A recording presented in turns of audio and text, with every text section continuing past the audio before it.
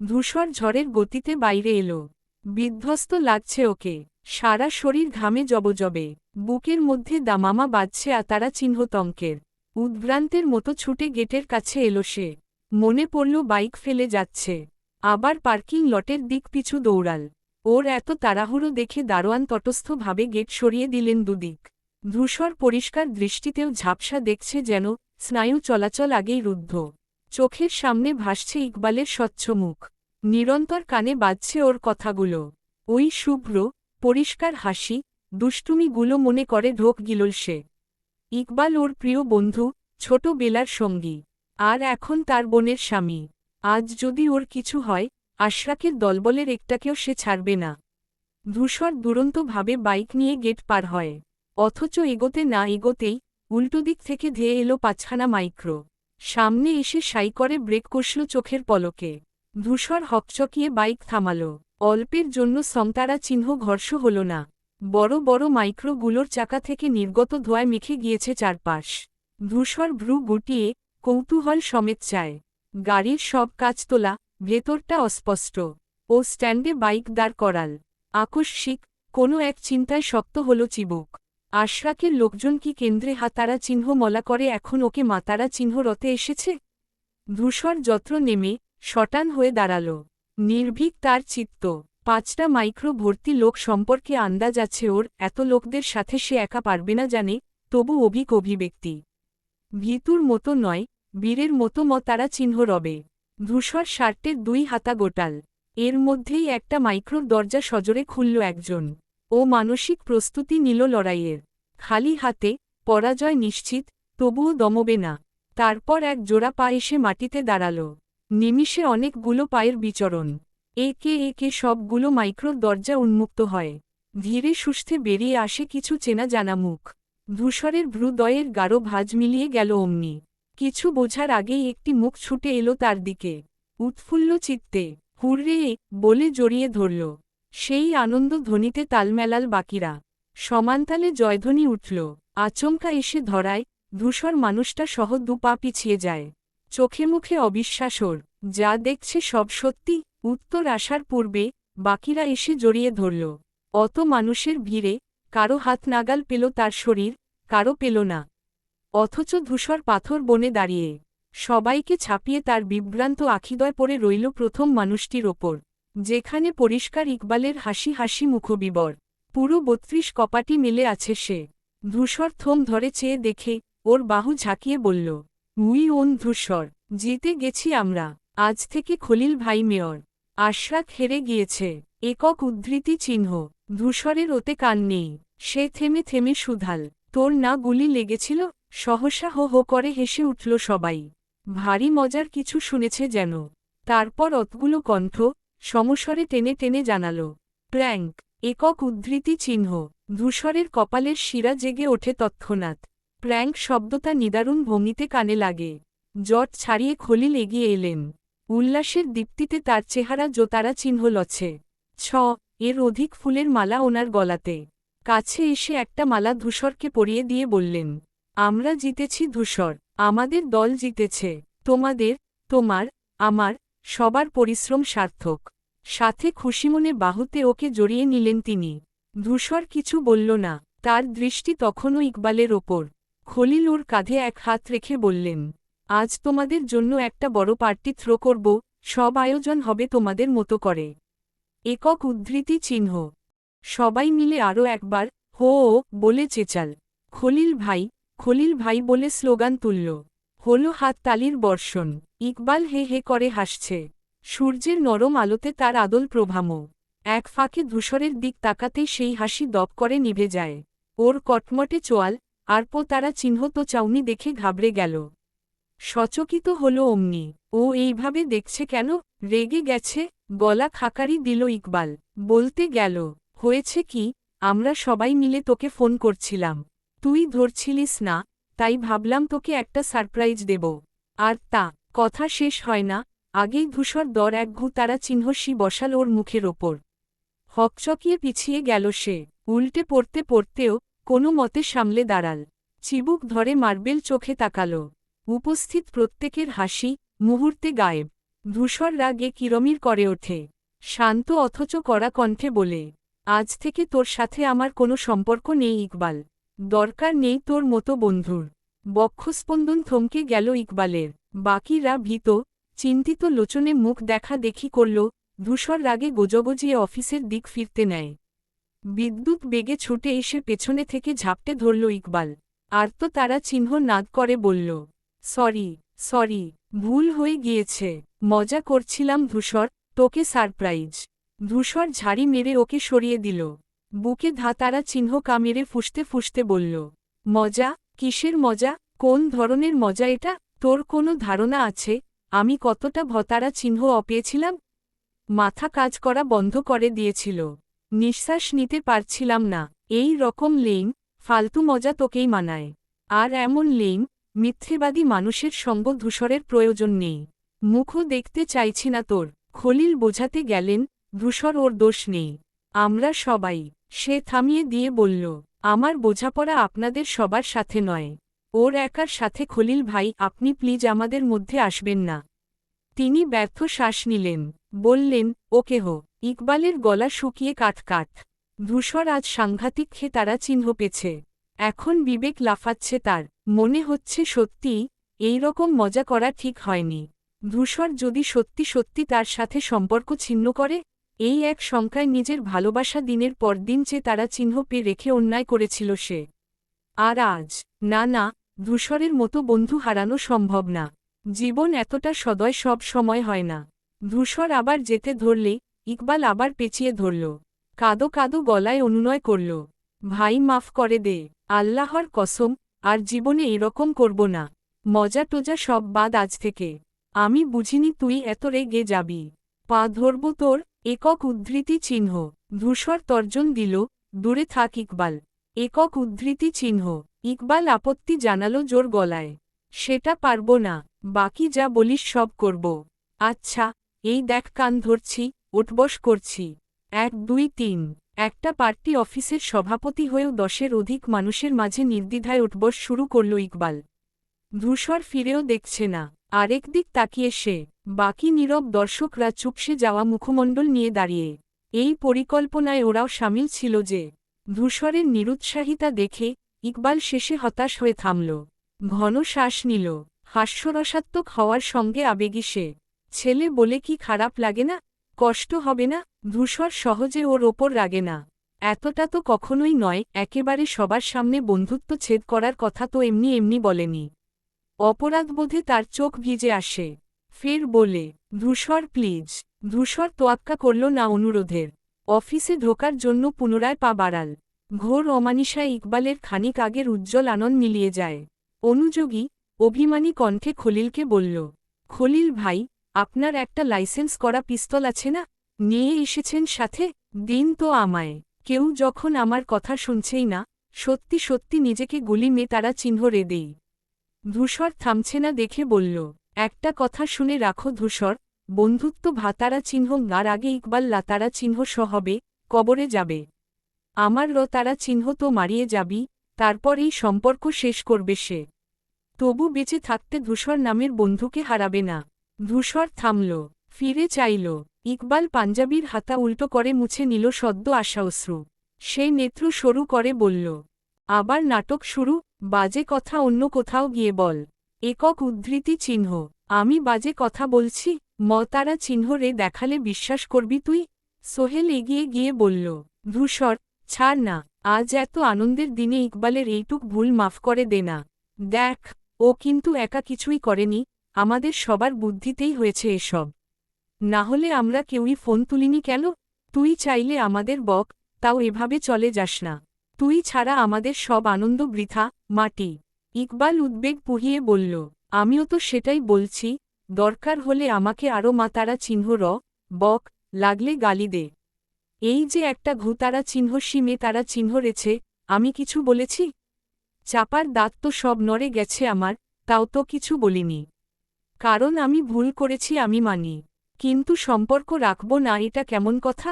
মানে মানুষ দুর্বলতা ভালো বোঝে, বুঝলি সোহেল। জানে যে ওকে ছাড়া আমি অচল, তাই সব কিছুতে তারা চিহ্ন মকি দেয়, মজা নেয়। আমি হুমকি দেই, মজা নেই? ইকবাল ঠোঁট ফুলিয়ে ভুরু কুচকে মাটির দিক চেয়ে রইল। খলিল বললেন, আমাদের জন্য এবারের মতো বেচারাকে মাফটা দিয়ে দাও ধূসর, প্লিজ। ধূসর পুরু কণ্ঠে সুধাল, আর করবি? ইকবাল যত্র ঘন ঘন মাথা নেড়ে বলল, জীবনেও না। একক উদ্ধৃতি চিহ্ন। ঠিক আছে। বলার সাথে শ্বাস ফেলতেও পারল না। ইকবাল হুড়মুড়িয়ে চাদরের মতো মুড়িয়ে ধরল ওকে। এরপর ধরল সোহেল। সোহেলের দেখাদেখি অনেকে। এতজনের আচমকা ভারে ধূসর টাল রাখতে পারল না। ওদের সহ ধপ করে পড়ে গেল মাটিতে। প্রথম দফায় ভ্যাবাচেকা খেয়ে পরপর হু হা করে হেসে উঠল সবাই। হাসল ধূসর। বিজয়ের, সফলতার, হৃষ্টতার স্বতঃস্ফূর্ত হাসি। ধূসরের উন্মত্তের মতো বেরিয়ে যাওয়া দেখে আমজাদ থেমে থাকেননি। নিজেও তৎপর কদমে পেছনে পেছনে এসেছেন। তারপর অফিসের সামনে ঘটে যাওয়া দৃশ্যগুলো সমস্তটা একের পর এক দেখলেন। ইকবাল আর ধূসরের বন্ধুত্ব এই প্রথমবার মোহিত করল ওনাকে। সাথে পার্টি অফিসের প্রতিটি সদস্যের ধূসরের প্রতি একাগ্রতা দেখে একটু হলেও ভালো লেগেছে। তিনি শ্বাস নিলেন, বিস্তর নিঃশ্বাস। ওদের ছেলেমানুষি দেখে মৃদুমন্দ হাসি ভিড়ল ঠোঁটে। ঘুরে হাঁটা দিতেই আফতাব সামনে পড়ল। তিনিও একইভাবে বেরিয়ে এসেছিলেন। ওনাকে দেখেই আমজাদ হাসি কমিয়ে মুখচোখ পাথরের মতো বানালেন। বললেন, বাদরে দুটো দিয়ে হচ্ছিল না, আজ বাকিগুলো দলবল সহ অফিসে চলে এসেছে। তারপর ঢুকে গেলেন ভেতরে। আফতাব সেদিকে চেয়ে আবার সামনে ফিরলেন। ধূসরকে টেনেটুনে ওরা গাড়িতে বসিয়ে নিয়ে যাচ্ছে। বাইকটা বুঝিয়ে দিচ্ছে দারোয়ানকে। আফতাব ছেলের খুশি খুশি মুখবিবর দূর থেকেই দেখে গেলেন। নিজেও হেসে পিছু চললেন ভাইয়ের। শিকদার বাড়ির দোরগোড়ায় ইকবাল গাড়ি থামাল। সেই কক্সবাজার থেকে ফেরার পর যে গিয়েছিল আর এলো আজ। না জানি পুষ্পটা কত্তখে তারা চিহ্ন পেছে তার ওপর। সময়ই দিতে পারেনি। আজ সুদে আসলে বউয়ের সবরা তারা চিহ্ন গপুষিয়ে দেবে সে। অপর পাশ থেকে ধূসর নামল। তাদের দুজনের হাত ভর্তি মিষ্টির প্যাকেট। নিজেদের দল জেতার আনন্দে পুলকিত ওরা। প্রশান্ত, প্রফুল্ল চিত্তে যখন সদর দরজা পেরিয়ে ভেতরে এলো, সেই মুহূর্তে থমকে গেল সব। ভেতরের গুমোট পরিবেশ এক নিমিষে বিভ্রান্তিতে ফেলল। বসার ঘর তখন থমথমে। হৈ হৈ করা নিবাস আজ নীরব, শব্দহীন। বাড়ির প্রত্যেকে উপস্থিত, অথচ কারো মুখে কথা নেই। মিনা বেগমকে দুহাতের মাঝে আগলে ধরে আছেন রুবায়দা। যেন আটকাচ্ছেন কোনো কিছু হতে। অথচ ভদ্রমহিলা ক্রোতারা চিহ্ন ধেয়ে ফাটছেন। ক্ষিপ্ত, তপ্ত লোচন তাক করা পিউয়ের ওপর। মেয়েটা জোরসড় হয়ে দাঁড়িয়ে সবার শুষ্ক মুখমণ্ডলের মাঝে ফুপিয়ে কাতারা চিহ্ন দোছে। ধূসরের সব এলোমেলো হয়ে গেল ওকে কাঁদতে দেখে। খলিলের বাড়িতে করে আসা আনন্দ উৎসবের রেশ এক মুহূর্তে উবে গেল হাওয়ায়। উদ্বিগ্ন গলায় সুধাল, কি হয়েছে? কণ্ঠ শুনে পিউয়ের শরীর কাতারা চিহ্ন পেয়ে তরঙ্গের ন্যায় ওঠানামা করে। কিন্তু নত করা মাথাটা উঁচু হল না। সকলে ওদের দিক তাকাল। ইকবাল পুষ্পকে ইশারায় ভ্রু উঁচিয়ে জানতে চাইল, ঘটনা কি? তার মুখশ্রী কালো। মিনমিন করে বলল, আম্মু পিউকে তারা চিহ্ন রেছে। ধূসর চট করে মিষ্টির প্যাকেট ফ্লোরে রাখল। ঠিকঠাক প্যাকেট বসল কি না দেখার প্রয়োজন ও বোধ করল না। লম্বা পা ফেলে এগিয়ে এসে পিউয়ের পাশে দাঁড়াল। নিচের দিক চেয়ে কাঁদতে থাকা ওর দিকে একবার চোখ বুলিয়ে শুধাল, তারা চিহ্ন রেছ কেন বড়মা? মিনা গোজগজিয়ে উঠলেন, মারব না তো কি করব? মান ইজ্জত কিচ্ছু রাখল না আমাদের। বেয়াদব মেয়ে কোথাকারে। কি করেছে ও? একক উদ্ধৃতি চিহ্ন। কি করেছে? কি করেছে ওকে জিজ্ঞেস কর। পিউ ওপরের ঠোঁট দিয়ে নিচের ঠোঁট চেপে রাখল। প্রার্থনা করল, ধূসর ভাই প্রশ্ন না করুক। সে কিছুতেই বলতে পারবে না। তারা চিহ্নস্টে তার বৃহৎ চোখ ছাপিয়ে জল নামল। ধূসর বলল, ওর বলতে হবে না, তুমি বলো। তারা চিহ্ন রলে কেন? মিনা ও গণিচোখে মেয়ের দিক চেয়ে যেন ভৎস করে দেবেন ওকে। ধূসর খেই হারিয়ে উঁচু স্বরে বলল, প্লিজ বলবে, কি হয়েছে? কি আর হবে? পড়াশোনা রেখে টিটি করলে যা হয় তাই হয়েছে। ফেইল করেছেন মহারানী। ফেইল টেস্টের রেজাল্ট বেরিয়েছে না আজ। এক বিষয়ে ফেইল করে এসেছেন। ধূসর আশ্চর্য চোখে তাকাল। পিউয়ের চিবুক গোলদেশে ঠেকল গিয়ে। লজ্জায় চোখ বুজে খুলল আবার। ধূসর কোমল কণ্ঠে বলল, ফেইল করেছিস? মিনা বললেন, ও কি বলবে? বলার মতো মুখ আছে? সারাক্ষণ বলতাম, পড়তে বস, পড়তে বস। তখন আমার কথা ভালো লাগেনি, শোনেনি। লাফালাফি হুড়ুহুড়ি করে সময় কাটিয়েছে। কতক্ষণ বর্ষার বিয়ে, কতক্ষণ বোনের বিয়ে, আর শেষে কি হলো? ফেইল এলো। ছি। পুষ্প বলল, আহ মা, চেঁচাচ্ছ কেন? আসতেও তো বলা যায়। তিনি দ্বিগুণ চেঁচিয়ে বললেন, একদম কথা বলবি না। চেঁচাব না তো কি করব? এই বাড়ির কোনো ছেলে মেয়ে আজ অবধি ফেইল করেছে? তারা জানে ফেইল কি জিনিস? ছি, ছি, এখন আমি কাকে মুখ দেখাব? পাশের বাড়ির ভাবি যখন জিজ্ঞেস করবেন মেয়ের কথা, আমি কি বলবো? মিনা হা হুতাশ লাগালেন। তারপর রুবায়দাকে খ্যাক করে বললেন, তুই আমাকে ছাড়, আজ ওর একদিন কি আমার একদিন। ফেইল কিভাবে করে আমি দেখাচ্ছি। তেরে আসতে নিলে রুবায়দা আরও শক্ত করে আঁকড়ে ধরলেন। পিউ তারা চিহ্ন এক লাফে ধূসরের পেছনে গিয়ে লুকোল। সেও ওকে আড়লো করে বলল, থামো বড় মা, এই সামান্য কারণে এত রিয়্যাক্ট করার কিছু নেই। একক উদ্ধৃতি চিহ্ন। মিনা চোখ কপালে তুলে বললেন, কি বলছিস? এটা সামান্য ব্যাপার? ওকে কোন সুবিধাটা দেয়া হয়নি আমাকে বোঝা। ভালো কলেজ, ভালো টিচার সব দিয়েছি। কারি কারি টাকা ঢেলেছি। যখন যেটা বলেছে সেটা দিয়েছি। বই খাতা যা লেগেছে সব এনে দিয়েছি, তাহলে এরকম রেজাল্ট করবে কেন?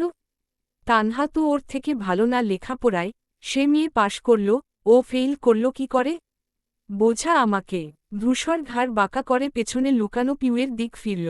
সম্মুখীন হল দুটো পেল্লব ভেজা ভেজা চাউনির। কণ্ঠে প্রশ্রয় ঢেলে বলল, ফেইল কিভাবে এলো? পড়ে যাসনি? পিউ বুঝল না কি বলবে। আপনার বিরহেই এই অবস্থা হয়েছিল, ওসব কি বলা যায়? মাথায় যা এলো, বলল, অসুস্থ ছিলাম, কিছু লিখতে পারিনি। ধূসর মিনাকে শুধাল, রেজাল্ট কার্ড পেয়েছ? না, আজই তো রেজাল্ট বের হলো। আর এই মেয়ে কত বড় ফাজিল, রেজাল্ট দেখেও ঘরে ঘাপটি মেরে বসেছিল। এতবার ডাকছি নামছিলই না। ওর ক্লাস টিচার ফোন করে না জানালে আমি তো জানতেই পারতাম না। এর মধ্যে আমজাদরা বাড়িতে ঢুকলেন। মিনা ওনাকে দেখেই বললেন, শুনেছেন আপনার আদরের মেয়ে টেস্ট পরীক্ষায় ফেইল করেছে। এখন কি হবে বলুন তো? ফাইনালে তো ওকে আর তুলবে না। এই মেয়েকে দিয়ে এবার আমি কি করব? তিনি উত্তরে কিছু বললেন না। তবে পিউকে জিজ্ঞেস করলেন, ফেইল করেছ? পিউয়ের এত কান্না পেল। সে ফেইল করেছে, সবাই এভাবে আলাদা করে জানতে চাইছে কেন? লজ্জার কথা কি বুক ফুলিয়ে বলা যায়?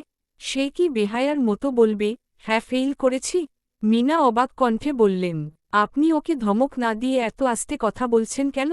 তারপর রুবাকে বললেন, শুনেছিস? গলার স্বর শুনেছিস? অন্য সব ছেলেমেয়ের বেলায় মেজাজ তালগাছে থাকে, আজ কি হলো?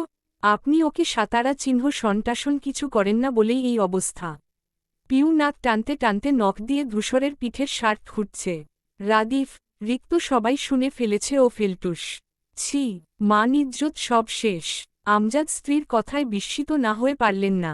মানে কি আজব নারী, নিজেই মেয়ের টিচার বদলে তাকে কথা শোনানো? সকালের রাতটা টুপ করে ফেরত এলো ওনার। নাক ফুলিয়ে বললেন, ওকে কি বলবো? ওকে যারা পড়ায় তারা যা শেখাবে ও তো তাই লিখবে খাতায়। পরীক্ষার 15 দিন আগে ফয়সালকে পাল্টে মারিয়াকে না আনলে তো আর এরকম হতো না। তখন নিজেরা মিলে সিদ্ধান্ত নিয়েছ, আমাকে জানিয়েছিলে? এখন তাহলে আমাকে টানছ কেন? বলেছিলে না, মেয়ের রেজাল্ট নাকি বাধাই করার মতো হবে। কি, অতি বিশ্বাসের ঝামা ঘষা পড়ল মুখে? তোমাদের দুজনের বেশি বোঝার চক্করে মাঝখান থেকে আমার মেয়েটার পড়াশোনার ক্ষতি হল। মিনার কথা বন্ধ। ইকবাল বিড়বিড় করে বলল, ব্যাটা হিটলার ঘুরিয়ে পেঁচিয়ে ঠিক দোষটা ধূসরের কাঁধে দিয়ে দিল। সে ভেবেচিন্তে কিছু কথা সাজাল। একটু আগে এই আলাপে ঢুকতে গিয়েই আমজাদকে দেখে পিছিয়ে এসেছিল। মনে পড়েছিল পুরনো কথা। যখন পুষ্প সাদিফের বিয়ে ঠিক হয়, আমজাদ ওকে বারবার বাইরের মানুষ বলছিলেন। আজও যদি বলে, কিন্তু না, ধূসরের ঘাড়ে দোষ চাপছে, ও তো আর চুপ থাকবে না। একটু কেশে বলল, আঙ্কেল, আমার মনে হয় আপনার হিসেবটা মিলছে না। না মানে, মারিয়া তো 15 দিন ধরে পিউকে পড়াচ্ছিল। ওই অল্প দিনে সায়েন্স পড়ানো কি সহজ কথা বলুন? পিউ তাই শিখেছে যা ওকে ফয়সাল নামের ছেলেটি পড়িয়েছিল, বুঝিয়েছিল। সে ওকে 1 বছর ধরে পড়াচ্ছে। তার পড়াগুলোই বহু আগে থেকে পিউয়ের মাথায় গেঁথে বসেছে না? এখন মারিয়া যতই ভালো পড়াক, ওইসবের ওপর দিয়ে ওটা কি আর ঢুকবে বলুন? এমনিতেই ভালো কিছু আমাদের মস্তিষ্ক অনেক দেরিতে গ্রহণ করে, সেখানে সায়েন্স। তাও আবার 15 দিন সময়ের। বিশাল ঝামেলার ব্যাপার না? একক উদ্ধৃতি চিহ্ন। আমজাদ মুখ কোচকালেন। তবে জবাব দিলেন না, পেছনে দুহাত বেঁধে বিরক্ত ভঙ্গিতে মুখ ঘুরিয়ে রাখলেন আরেক দিক। এদিকটায় মিনা মাথায় হাত দিয়ে সোফায় বসে পড়লেন। হাহাকার করে বললেন, এখন আমার বাপের বাড়ি কি বলবো আমি? পাশের বাড়ি কি বলবো? ইয়া আল্লাহ, সবাইকে কত বড় মুখ করে বলতাম আমার মেয়ের মাথা ভালো, পড়াশোনা পারে। আর সেই মেয়ে সোজা ফেইল করে এলো। একক উদ্ধৃতি চিহ্ন। পিউ নিঃসহায় বনে তাকাল। ভীষণ খারাপ লাগছে তার। সত্যিই তো মামা মামিরা শুনলে কি বলবেন? আর শান্তা শুনলে, ইস, সব গেল। তিনি যতটা আহাজারি করলেন, ইকবাল ততোধিক নিশ্চিন্ত কণ্ঠে বলল, আন্টি আপনি কিন্তু শুধু শুধু এত ভাবছেন। ফেইল করা কি খারাপ কিছু? পৃথিবীর বিখ্যাত সব ব্যক্তিরা কিন্তু ফেল করেছিলেন। যেমন ধরুন নিউটন, মেট্রিকে ফেইল করেও কত বড় বিজ্ঞানী সে। মাথায় আপেল পড়ল, আর টুক করে ক্যালকুলাস লিখে ফেমাস হল। সারা বিশ্ব চেনে ওকে। আমাদের পিউ ফেইল করেছে তো কি? ও হবে এই যুগের মহিলা নিউটন। ওর মাথায়ও একদিন আপেল পড়বে আমার বিশ্বাস। যদি আপনি নাও পড়ে, আমি নিজ দায়িত্বে বাজার থেকে কিনে এনে ওর মাথায় ফেলব। আর তখন ও লিখবে দ্বিতীয় ক্যালকুলাস। ইতিহাসের পাতায় উঠবে ওর নাম। তখন কিন্তু ওকে নিয়ে সবচাইতে বেশি আপনারই গর্ব হবে। মিনা হতভম্ব হয়ে তাকালেন। তবদা খেয়েছেন চোখে মুখে স্পষ্ট। বাকিদের অবস্থাও তাই। কিন্তু পিউয়ের হাসি পেয়ে গেল। পরপর নিজেকেই কষে অদৃশ্য চতারা চিহ্ন বসাল সে। এমন সিরিয়াস মুহূর্তে হাসা পাপ। তার তো কেঁদে ভাসিয়ে দেয়া উচিত। পুষ্প সূচক শব্দ করে বলল, আহ, তুমি থামো তো। আগা মাথা ছাড়া একটা বলে দিলেই হল। ইকবাল অবুঝের মতো কাঁধ উঁচিয়ে বলল, ঠিকই তো বললাম, এরকমটা কিন্তু হলেও হতে পারে। আর কাউকে কিছু বলতে হবে না। বড় মা, তুমি অহেতুক এত প্যানিক হচ্ছ। পিউ টেস্টে ফেইল করেছে তো কি? ফাইনাল পরীক্ষা তো সামনে। সেখানে ও ভালো রেজাল্ট করবে। একক উদ্ধৃতি চিহ্ন। কি করে করবে? ফাইনালে ওকে তুললে তো সেটা পরের বিষয়। আপাতত আমি কথা দিচ্ছি, পিউয়ের রেজাল্ট ফাইনালে দেখার মতো হবে। তারপর ওর দিক চেয়ে বলল, কি হবে না? পিউ ধূসরের দুটো গভীর চোখে চেয়েই 7 দিনের অভিমান ভুলে বসল। আগে পিছু না ভেবে দৃঢ়ভাবে মাথা ঝাঁকাল সে। ধূসর ইশারা করল মিনা বেগমের দিকে। বল। পিউ ঢোক গিলল। মায়ের সাথে কথা বলতেই রুহু কাতারা চিহ্ন পছে এখন অনেকদিন পর মা তারা চিহ্ন রখেছে যে। এত জোরে স্টিলের খুন্তিছু তারা চিহ্ন রেছিল গায়ে, ভাগ্যিস সঠিক সময়ে সরে পড়েছিল। নাহলে এই বসার ঘরেই ইন্না লিল্লাহ হতো ওর। তারা চিহ্ন রোটা কোনো রকম শোয়া গেলেও ওটা ভতারা চিহ্ন আনক। সে আস্তে করে বলতে গেল, মা আমি। এর আগেই তিনি তেতে বললেন, তুই আমাকে মা ডাকবি না। কোনো ফেইল করা মেয়ের মা নই আমি। ভালো রেজাল্ট করতে পারলে ডাকবি, এর আগে না। একক উদ্ধৃতি চিহ্ন। পিউ সবেগে বলল, ফাইনালে ভালো করব। A+ না পেলে তখন যা মন যায় করো, এর থেকেও বেশি মেরো। আজ থেকে সারাক্ষণ পড়ব সত্যি বলছি। জবা সাফাই গাইলেন, আপা হয়েছে তো, বলেছে ও। এবার ঠান্ডা হও। একক উদ্ধৃতি চিহ্ন। ঘোড়ার ডিম করবে ও। ওকে আমার চেনা আছে। পড়তে বসে না, টিভির দিক হা করে থাকে। এমন ফাঁকিবাজের পড়াশোনার কি দরকার? আপনি আপনার মেয়ের জন্য ছেলে দেখুন তো। বিদেও করি এটাকে। পিউ হা করার আগেই ধূসর চেতে বলল, আশ্চর্য, উল্টোপাল্টা কথা বলছো কেন? ও তো বলেছে ও ভালো রেজাল্ট করবে, তোমাদের সবটাতে বাড়াবাড়ি। এতদিন পরীক্ষায় ভালো করত, কই তখন তো একটা শব্দও শুনিনি তোমার মুখে। কেউ টেরও পায়নি। আর যেই পছন্দ মাফিক কিছু হল না, অমনি শুরু। সুমনা তাল মেলালেন, আমারও তো একই কথা। কিন্তু আপাকে কে বোঝাবে? একক উদ্ধৃতি চিহ্ন। মিন উঠে দাঁড়ালেন, হ্যাঁ সব তোরা বুঝিস। আমি কিছু বুঝি না। লাই দিয়ে ওটাকে আরও মাথায় তোলো, দেখ তারপর আরও কত খেল দেখায়। আম্মু এমন করছো কেন? পিউ কি খারাপ স্টুডেন্ট? ও তো বলল ওর শরীর খারাপ ছিল সেদিন, তাও তুমি বকছো ওকে। মিনা একটু দম ফেললেন, বললেন, ঠিক আছে, আগে তো ফাইনালে উঠুক, দেখ গিয়ে নেয় কি না। আমি কিন্তু গিয়ে মাস্টারের হাতে পায়ে ধরতে পারবো না। এমনি নিলে নেবে, না হলে না, বলে দিলাম। আর আজকের পর যদি তোর বোনকে বই ছাড়া দেখেছি পুষ্প, মনে রাখিস, ওকে কে তারা চিহ্নটে কুচি কুচি করে গেটের সামনের কুকুরটাকে খাইয়ে দিয়ে আসব আমি। একক উদ্ধৃতি চিহ্ন। পিউ ঠোঁট উল্টে রাখল, তবে তার কান্নাকাটি থেমেছে। ভেতর ভেতর দুশ্চিন্তা হচ্ছে খুব। সত্যিই যদি ফাইনালে না ওঠায়, কি হবে? এদিকে রাদিফ মারাত্মক চিন্তায় পড়ল। মিনা বেগমের শেষ কথাটায় ভীষণ কৌতূহল নিয়ে শুধাল, কিন্তু বড় মা, গেটের কুকুরটা তো অনেক ছোট, বাচ্চা। পিউপুর শরীরের এত মাংস, ও খেতে পারবে? মুহূর্তে পিঠে দুম করে কিল বসালেন জবা। খ্যাক করে বললেন, তোর পড়া নেই, যা গিয়ে পড়তে বস। রাদিফ ছলছলে চোখে পড়তে চলল। মুখটা খোলা একদম উচিত হয়নি এখন। মিনা আর দাঁড়াননি, হনহনে কদমে ঘরে রওনা করেছেন। আমজাদ দীর্ঘশ্বাস ফেললেন, কাল তাহলে একবার কলেজে গিয়ে প্রিন্সিপালের সাথে কথা বলতে হবে। মেয়েটাকে ফাইনালে নেয় কি না, কে জানে। তারপর মনে করার ভঙ্গি করে রুবায়দাকে বললেন, তোমার ছেলেকে বলো, হামিদ ফাইল দিয়ে গিয়েছে। দেখে যেন কালকের মধ্যে দয়া করে জমে দেয়, না হলে বাপ চাচার হাতে হারিকেন উঠবে। পিউয়ের হৃৎপিণ্ড যখন দুর্ভাবনায় কাতর, সেই মুহূর্তে মাথায় একটি উষ্ণ হাতের স্পর্শ পায়। হস্ত মালিকের পানে চোখ তুলে চাইল সে। ধূসর মোলায়েম স্বরে শুধায়, খেয়েছিস?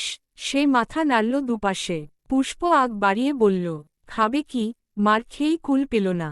বেচারি ঘরে চুপটি করে থেকেও রেহাই পায়নি, আম্মু হুলস্থুল বাঁধিয়ে ডেকে এনেই। একক উদ্ধৃতি চিহ্ন, ওর খাবারটা আমার ঘরে দিয়ে যা। পুষ্প ঘাড় কাত করল। সেই সবার মধ্যেই পিউয়ের ছোট্ট খাটো হাতখানা নিজের মুঠোয় নিয়ে সিঁড়িতে পা রাখল। আমজাদও ঘরের দিক এগোলেন, যে যার কাজে চলল। শুধু দাঁড়িয়ে থাকল আফতাব, তার অভিজ্ঞ, তীক্ষ্ণ চোখ আর নিবিষ্ট মনোযোগ দুটোই সিঁড়ির ওপর, যেখানে পিউকে সযত্নের সাথে নিয়ে চলে যাচ্ছে ধূসর। পাশাপাশি আরও এক জোড়া আঁখি ব্যগ্রভাবে দেখছিল ওদের। ওরা আড়াল হতেই লম্বা শ্বাসে ওঠানামা করল তার বুক। ভাবল, পিউ সুখী হোক, তাতে মানুষটা সে না হয়ে হলই বা অন্য কেউ। পিউকে সোফায় বসিয়ে রেখে ধূসর গোসলে ঢুকেছে। মেয়েটা চিন্তায় হাত কোচলাচ্ছে সমানে। মাথার রগ দপদপ করছে ওর। শেষবার প্রিন্সিপাল স্যার ওকে কান ধরে দাঁড়িয়ে থাকতে দেখেছিলেন। সাথে ম্যাম নালিশ ঠুকেছিল সে পড়াশোনা করে না। এখন ওই ভিত্তিতে স্যার যদি ওকে ফাইনাল দিতে না দেন, কি হবে? একটা বছর তো যাবেই, সাথে আম্মুর গালমন্দ ফ্রি। বন্ধুবান্ধবকেই বা মুখ দেখাবে কি করে? ইয়া আল্লাহ, কি একটা ফালতু বিষয়ের জন্যে ওর পরীক্ষাটা বাজে হয়েছিল, মনে করলেই রাতারা চিহ্ন হচ্ছে। এই জন্যেই বলে, সব সময় বেশি বোঝা ঠিক না। এদিকে ধূসর ভাই এত ভালো ছাত্র, ওনার সুনাম সবার মুখে মুখে। তার বউ হবে কি না এক ফেলটুস মেয়ে? ছি পিউ, তুই তো ওনার যোগ্যই নোস। পিউয়ের তারা চিহ্ন ননা পেয়ে গেল। চোখে জল আসার আগেই পুষ্প খবর নিয়ে ঘরে ঢোকে। টেবিলে রেখে পিউয়ের দিক চায়। বনের শুকিয়ে, এইটুকুন হয়ে যাওয়া মুখবিবর দেখে মায়া লাগে। কাছে এসে মাথায় হাত বুলিয়ে বলে, এত ভাবিস না তো বনু, ইনশাআল্লাহ সব ভালো হবে। পিউ কাতর চোখে তাকালো, হাতটা আঁকড়ে ধরে বলল, যদি আমাকে না নেয়, নেবে, চিন্তা করিস না। ধূসর দীর্ঘ সময় ধরে ফ্রেশ হয়। আজ পিউকে বসিয়ে রেখে এসছে দেখে তাড়াতাড়ি বের হল। ততক্ষণে পুষ্প চলে গিয়েছে।